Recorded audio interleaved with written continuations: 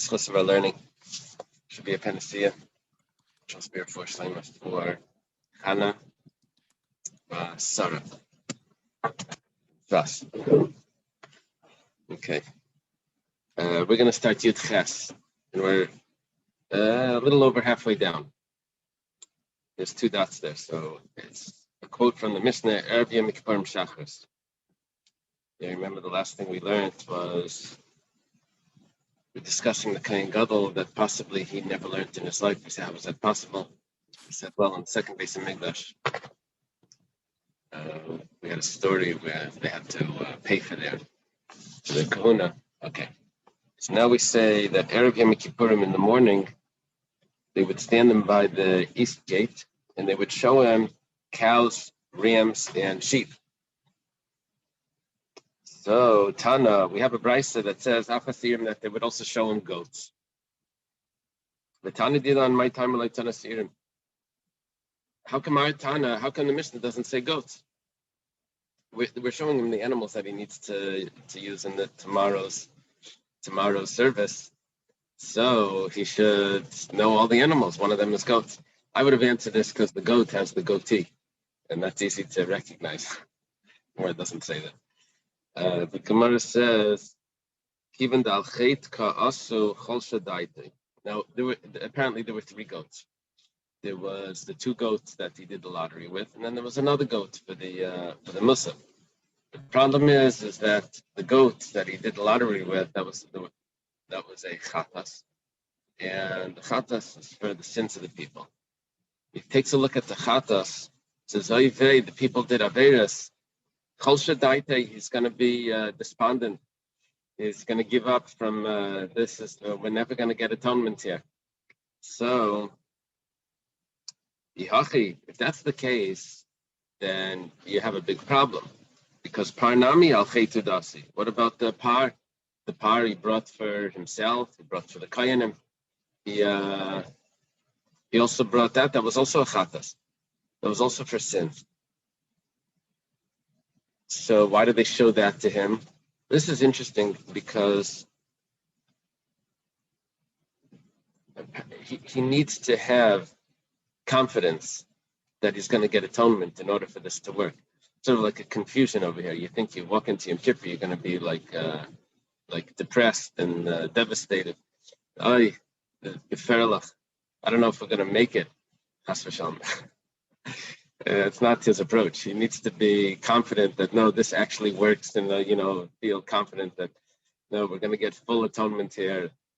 So parnami al dasi. Why is that not going to bring him down? So par kiven dalav alacha v'kayinim hadasi. It's different because the par he's bringing for himself and for his brothers, the kayanim, and b'achav kayanim yakinish this b'milsa made the yadalei mahadalei b'tshuva. He knows what they do. So you see, what you don't know is much worse. So he knows what they do.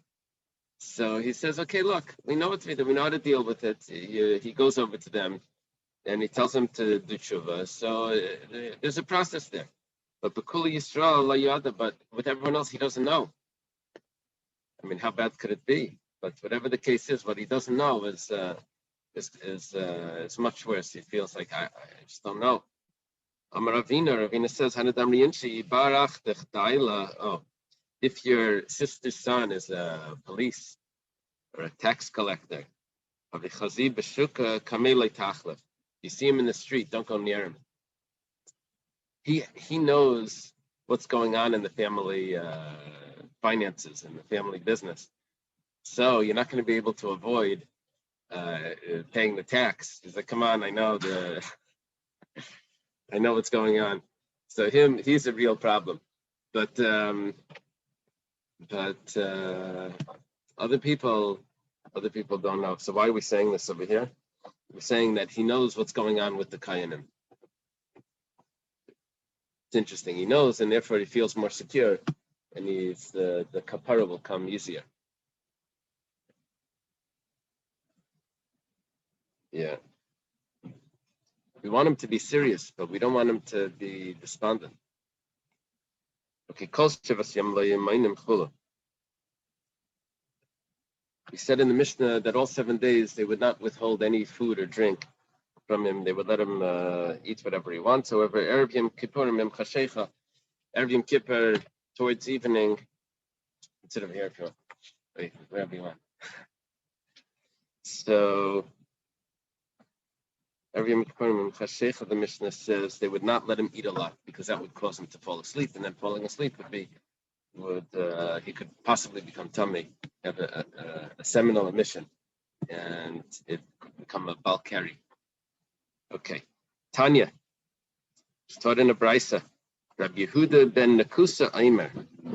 Rabbi Yehuda ben Nakusa says, "Machil ma'asei slases ubeitzim kadei lamas masei."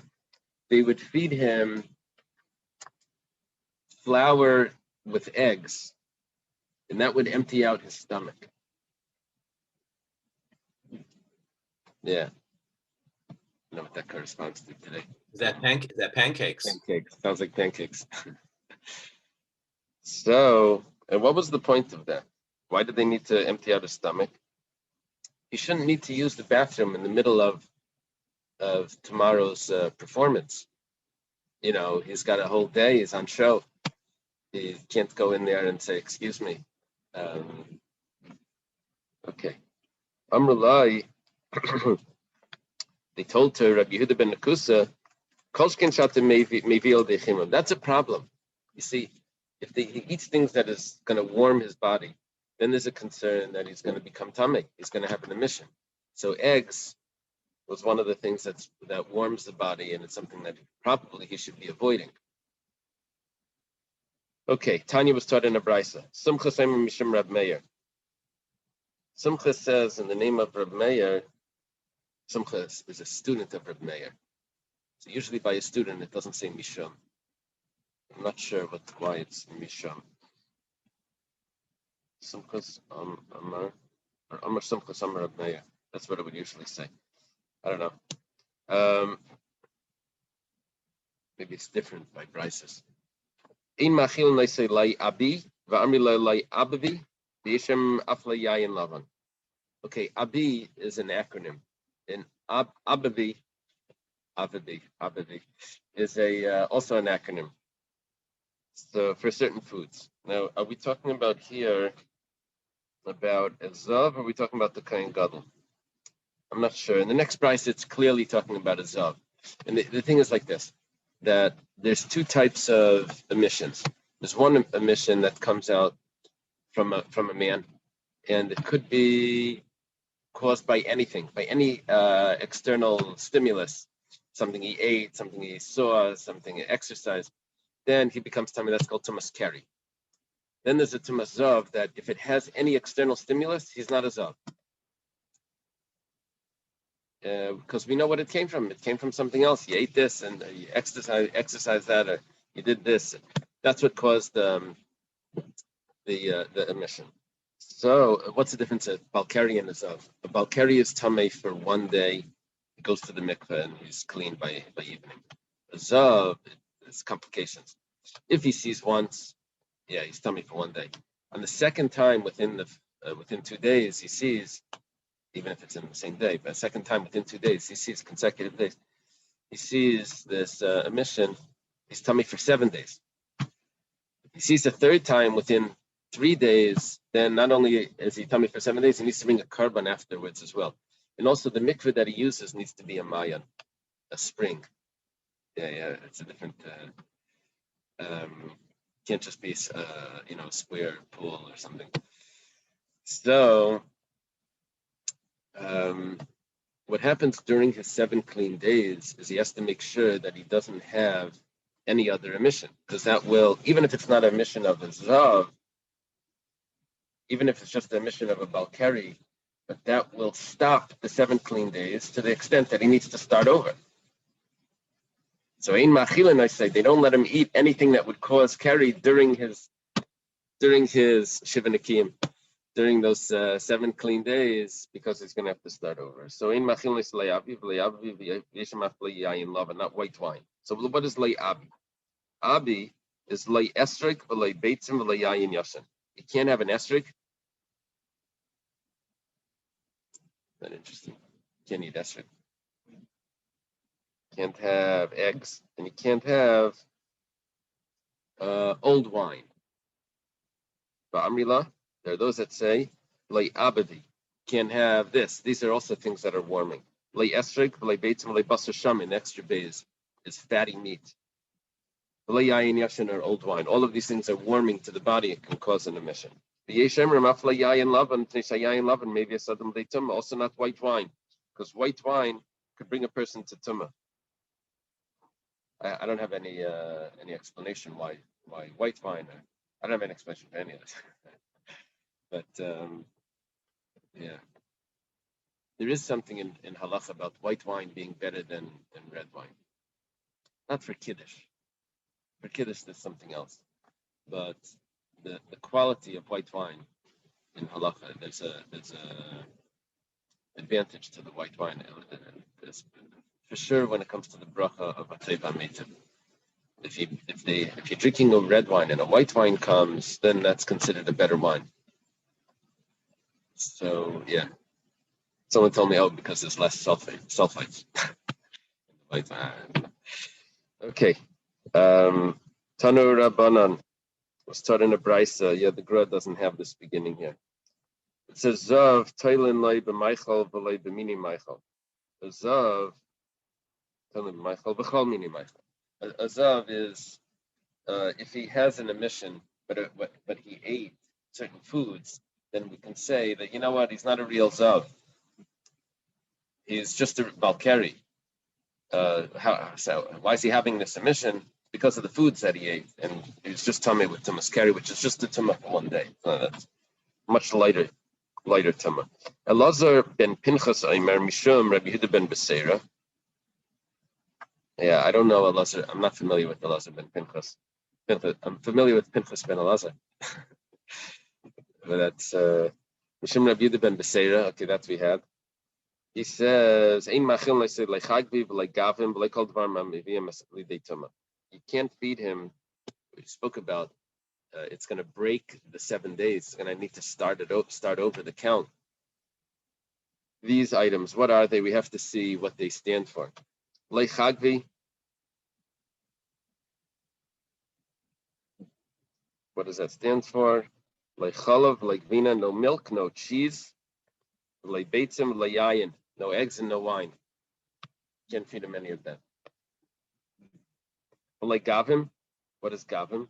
That's me. Grison shalpul, basar shamin, and marias. He can't have split peas, split beans, chickpeas, fat meat, and fish gravy. Or anything else. Well, what is included in that anything else?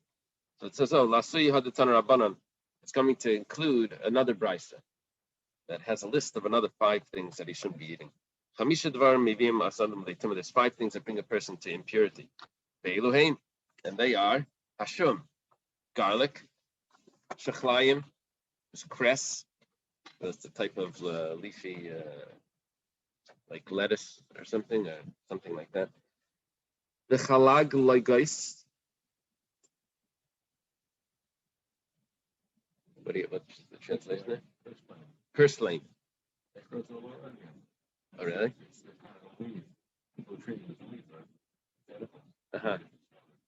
It's a weed that grows here. Oh, really? You have it in the. What they say in the education things, they say there are no weeds. Everything has a purpose, So, okay. V'habeitzim, this eggs. V'hagargir, I saw 2 translations. One translation was a rocket plant, and the other translation was arugula. The lettuce. Arugula, lettuce that has a flavor, it's a little like horseradish or something. Okay. Yeah. Okay, so these are things that would be warming, and the person that's trying to get pure should not be eating them. This is included in kol davar, and maybe no, you shouldn't be eating anything. Okay. Just like power. Well, yeah. Light foods. We didn't say chicken, fish, just not the fatty meat and fat. It's similar to the prescribed diet for Erev Yom Kippur. We're not supposed to eat certain food. The yatzah echad al asada lalakit iris. I'm not sure what the context is here. It says one of them went out to the field to collect iris. Tanim made the Rab Meir zeg gargir. Rab Meir says that this is gargir. Gargir, we said, was either the rocket plant or arugula. Amar Rab Yechanan, lama nikra shema iris. Why is it called iris? This rocket plant.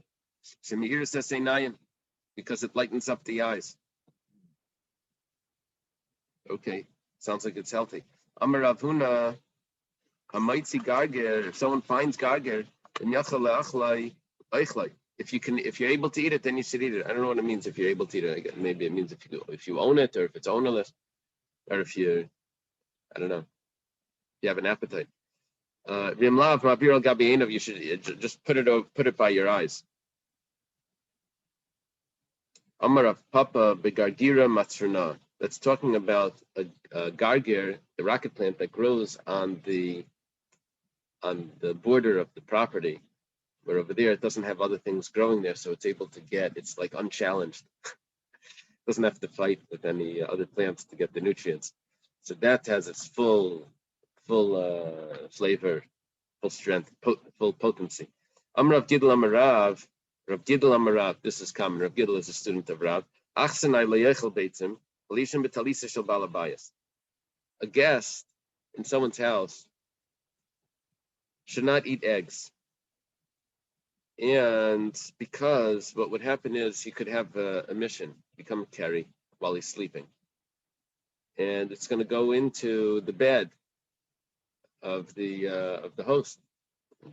People are going to see, the other people are going to see, and it's going to be embarrassed.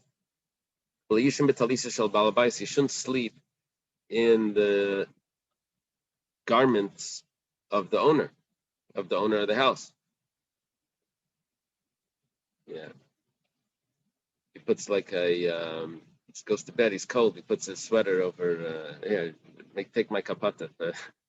You shouldn't use that as a blanket. The next day, the owner is going to be wearing it. It's going to be, oy, this is not nice. So, okay. Rav, this is a Gemara that I've been avoiding, hoping I didn't come across for 7 years. This next piece is a tough one.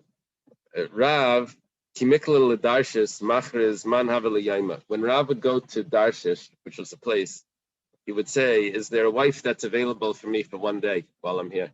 Yes, someone wrote a book. It wasn't recommended, though. It was called Bride for a Day or something, right? It's supposed to be about this Gemara. Modern matters. I'm not recommending it.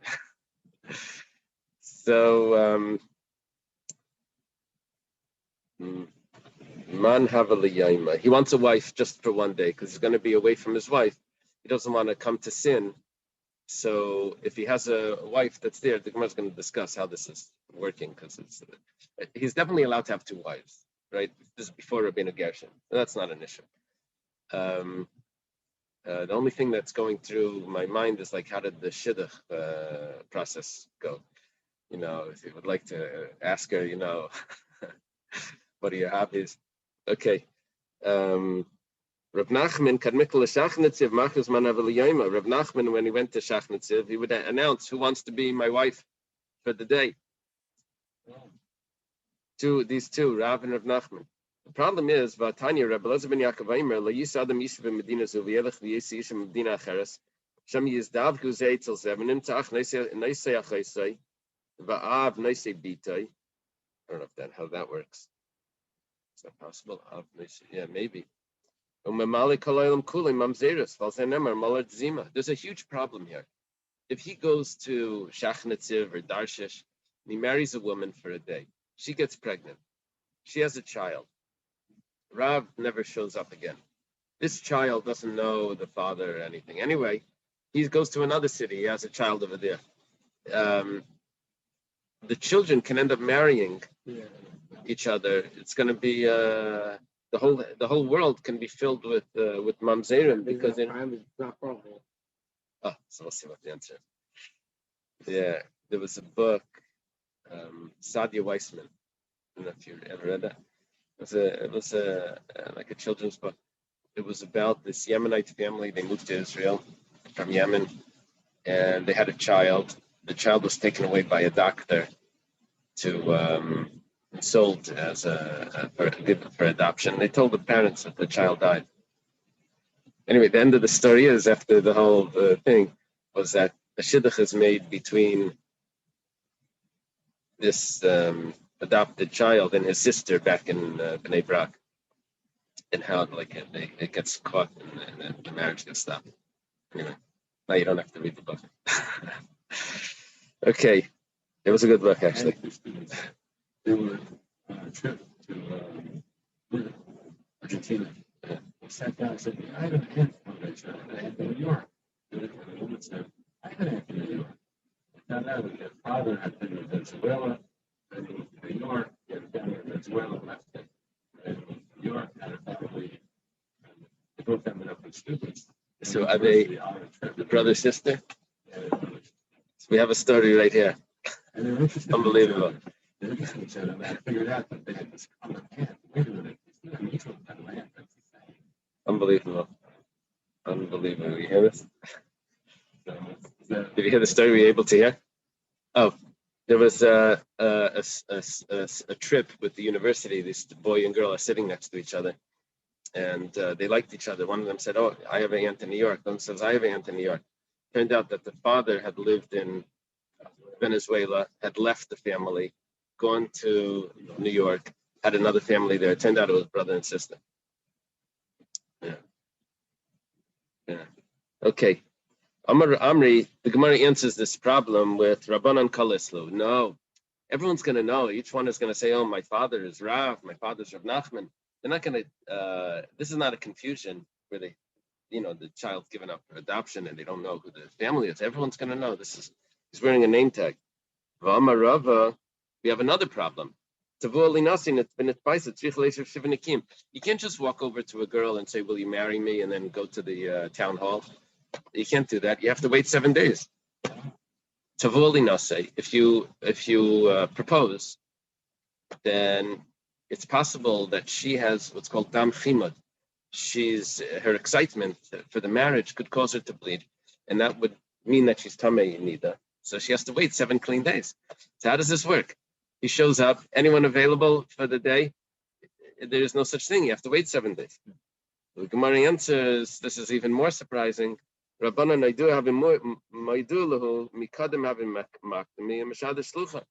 they would send a message 7 days earlier. Anyone available? Anyone interested? Rab's coming to town, and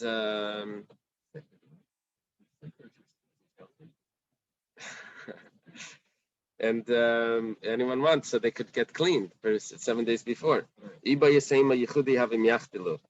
Another pshat is that they didn't actually have relations. It was just that they were together. Because you can't compare someone that has bread in his basket to someone that doesn't have bread in his basket. Someone that has bread in his basket can say, "I have available bread. I'll eat it later at my next stop. I don't need it right now. I have it here." You have a snack in your bag. You don't have to eat it right away. Someone that doesn't have is the whole day is thinking about I need a snack. I need a snack. So here he has bread in his basket. What's according to the first teretz? How does that work? The pshat is the pshat probably is that, first of all, why is this announced? If Rav and Rav Nachman they wanted to always be together with the woman, why would this be announced to everyone? The pshat is over here is that Rav and Rav Nachman are showing that don't take your Yetzer Hara lightly. You always have to be careful with the Yetzer Hara. You don't have any protection. And even such a great person like Rav and Rav Nachman, they're going to another place. They say, don't rely that you're a Talmud Chacham or you're something. You're a disciplined person. No, you have to prepare for the Yetzer Hara. You have to always take it into consideration. It makes it a little easier to swallow. Okay. Masru, let's do the Mishnah. Masru zikni bezdin zikni kuna. What happened in the last Mishnah was that the Zakanim gave him to the Zikni Bezdin, and they taught him Seder Hayayim. They taught him Parshas Achrei Ma'aser, what he's supposed to do on Yom Kippur. Now he gets passed on to another group, to the Zikni Kuna. Ve'alu, the Bachadzin over here, La'aliyas. They brought him up to the attic of the Beis Avtinas. Vishpiu, and then they make him swear. We'll see later. They make him swear that he's not a tzedukah and that he's going to do everything according to the way it's supposed to be done. Beniftru, and then they go out. V'halchalem, and they go v'amrulai, and this is what they say. I guess the v'amrulai is is the swear. It's going back on what they.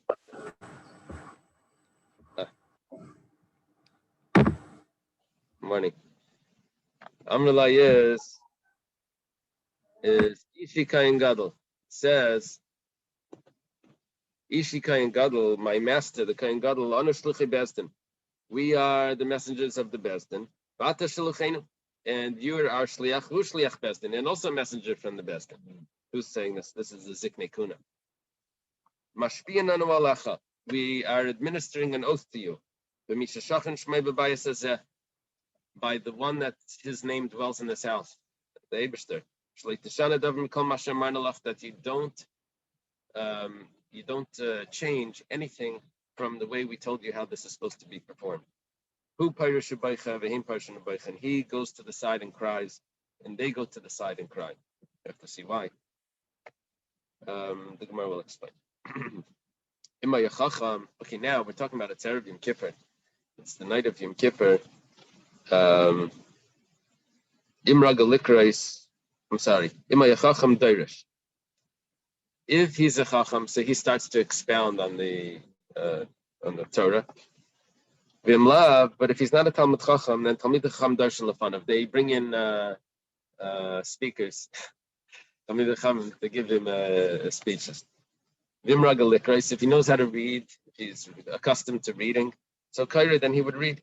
Vimlav, and if not, Karin lefanav, they would read in front of him. But Ma Karin lefanav, what would they read?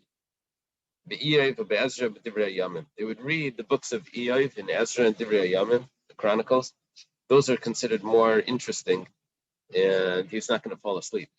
You know, like a novel, you stay up all night till you finished it. So that's what they would do. Zechariah ben Kvutel Aimer, it's a first-hand account. Zechariah ben Kvutel says, "Pamim harbi karis lefanav b'Daniel." I was there many times. I would always read to him from Daniel. Not just from Ezra and Divrei Yamim, Iyov and Divrei Yamim, also from Daniel. Okay, that's why Rabbi Lipsker's shir was started off with Daniel, the Navi shir. No one fell asleep. It was also Sunday morning, but even if it was in the middle of the night, it was. Okay, Tana. Let's go further. What were they teaching him in the Beis Avtinas? It said they brought him to the attic. It says L'lamdei Chafina. They were teaching him how to do the scoop, because he had a complicated job that he needed to do. It was to get the scoop full of ketores and to place it on top of the coals that he was holding at the same time. Had to get that in to the when he went into the Kodesh HaKadoshim. What was the Beis Avtinas? Yeah. The picture on the front of the Steinsaltz Gemara has that. So, the Beis Avtinas is where they had the Ketara, so that's where they would practice this. Amar of Papa, Shtei Lishkes Hayilei L'Kohen Gadol. The Kohen Gadol had two chambers. Achas Lishkas Parhedron, Achas Lishkas Beis Avtinas. The Lishkas Parhedron, we know that's where he slept. That's what we learned at the beginning of the Masechta. And Lishkas Beis Avtinas, that's where he went to school. That was his classroom. Okay, that's where he learned how to do that was his laboratory. That's where he practiced his experiments. Achas B'tzafin, Achas B'darim. One was on the north side of the Beis Hamikdash, and one was on the south. Okay, now we have a whole discussion here till the bottom of the page. Let's go through it now. What's the which one was on the north, which one is on the south. It's in the end we're going to be left with we still don't know, but maybe we can make some assumptions. The Gemara is not going to conclude. Titanan was taught in a Mishnah. Vav lishkes hayabazara. There were 4 rooms that went around the Azara. The Azara is the main courtyard. Going around the Azara, there were 4 rooms. Gimel batzaf I'm sorry, 6 rooms. Gimel vav, 6 rooms. Gimel batzaf and Gimel badan. 3 are on the north and 3 on the south.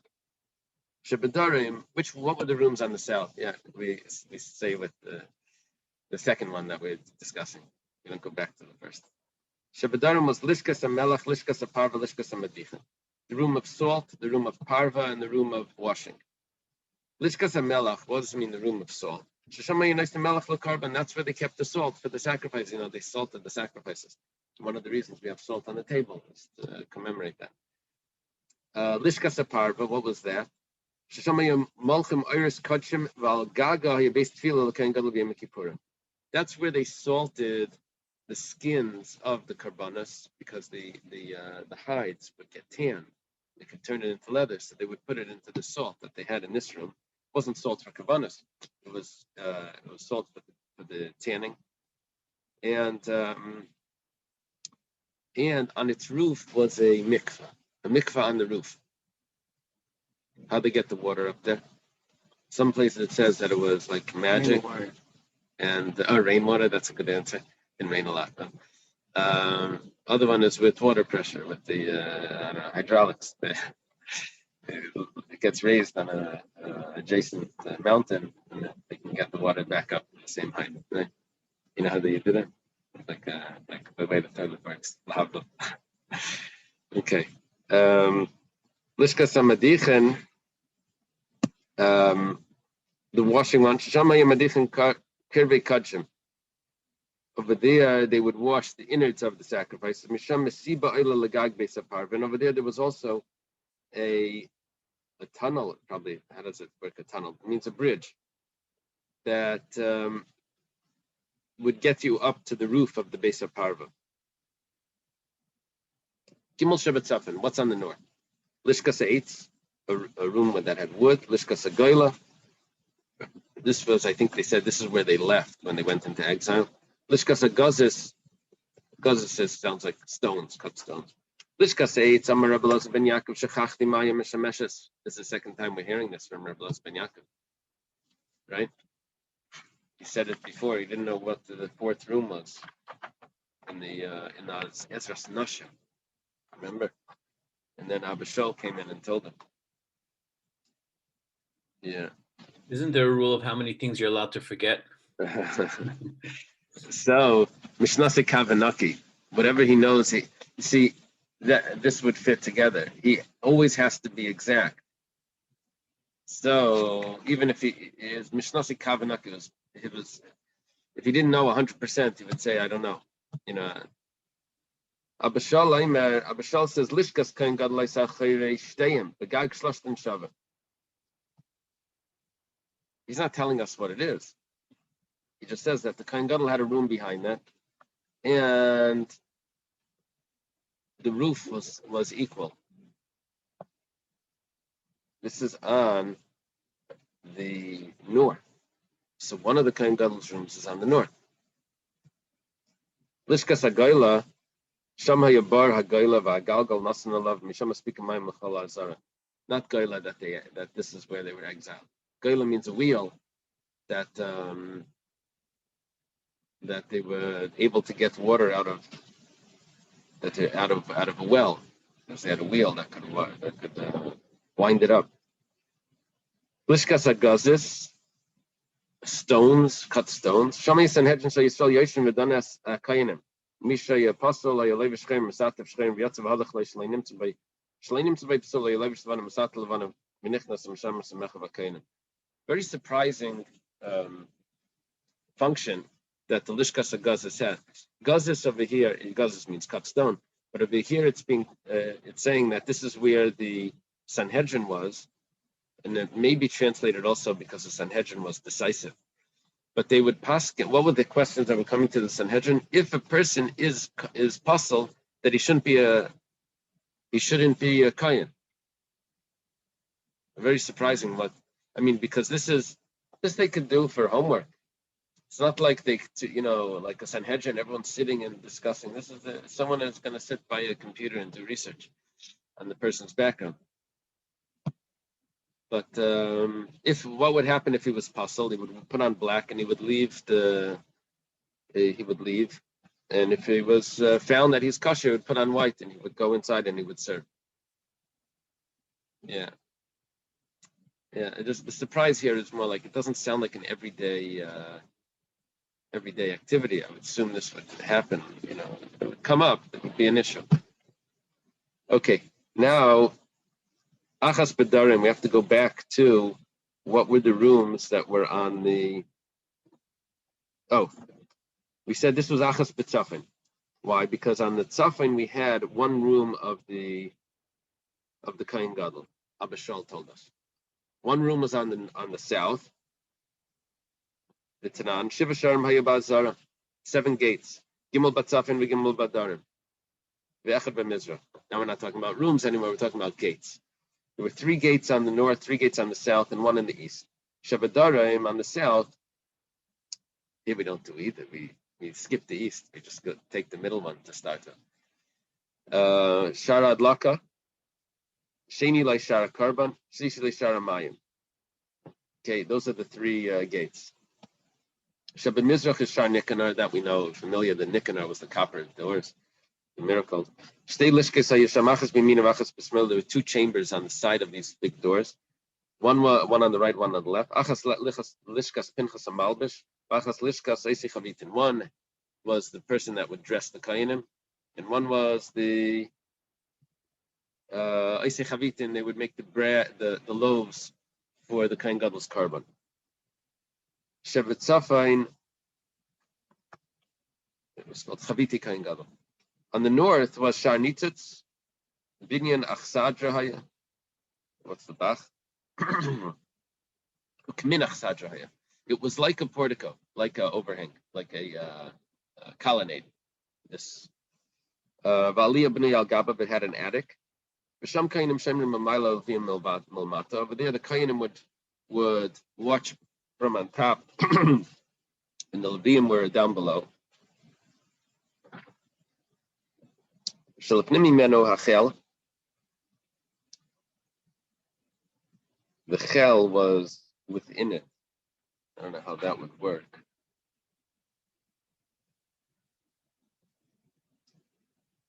The Chel, I thought, was outside of everything. Unless the Gimel switches it.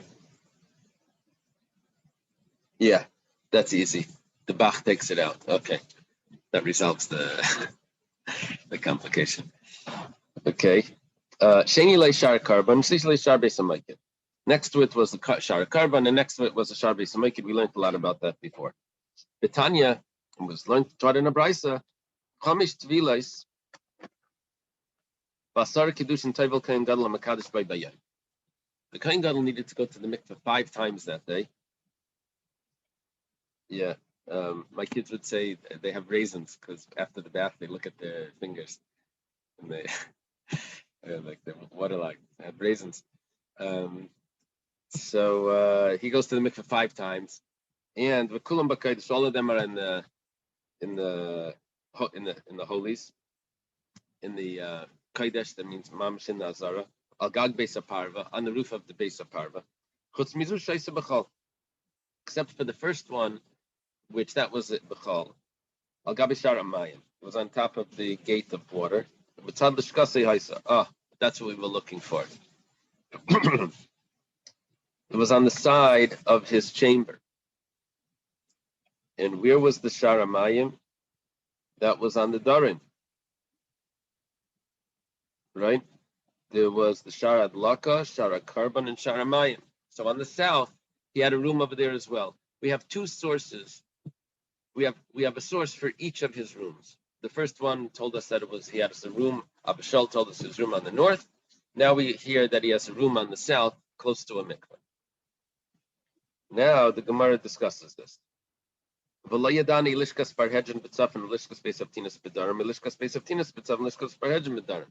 He has two rooms. I don't know which one is which. It didn't give us the name of where he said that it's a Kohen Gadol's room, which room it was.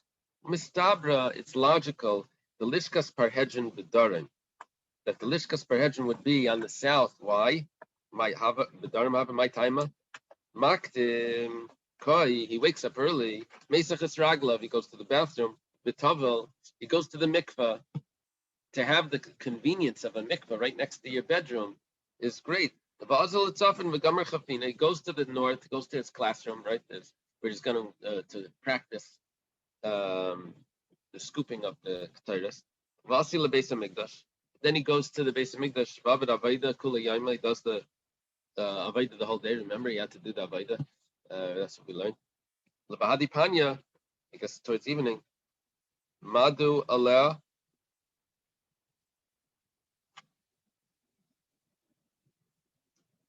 What does Madu Aleh mean?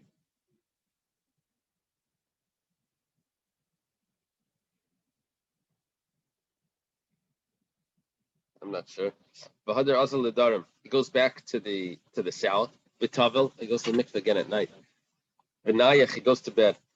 So it makes sense that the mikveh should be next to that. Let me take a look at what Madu Aleh means. V'hadi Panya. Towards evening, Madu is sprinkled like mazeh, the Dalet and the Zayin. Madu alei. They would sprinkle on him. Remember, we learned before that the sprinkling was done at night. Remember, because we had a thing, we're right before evening, because he wouldn't be able to do the Avaida if it was done earlier, because he becomes Tameh. Remember, so it was right before evening. So that was the Gemara earlier we had. So Madu alei. And if you would say that the Parhedrin is on the north, and where's his mikvah? It's on the south. Makdim Ka, he wakes up early in the morning. Now it's 135 amas away, right? If he has to walk 135 amas, that's I don't know, 270 right feet, possibly, according to the Chazanish. It's a big, like a block. So Mesach Raglav. He goes to the bathroom. Vasal Ledarmi has to go to the south. V'tavel v'gamar chafina. Over there he learns. Vasil Beis Hamikdash. He goes Beis Hamikdash to do that. V'avad Avayda Kol Yom V'hanim Madu Ala. V'hadar Azal Ledarim V'tavel U'Bay Mahadar Mezel L'Tzafan U'Menach. He has to go back. He goes to the south to go to the mikvah, and then he goes to the north to go to sleep. That's going to be uncomfortable. Umi Tarach. Would we bother him so much? No, we would set it up in the most convenient manner. The Gemara says, why don't we bother him?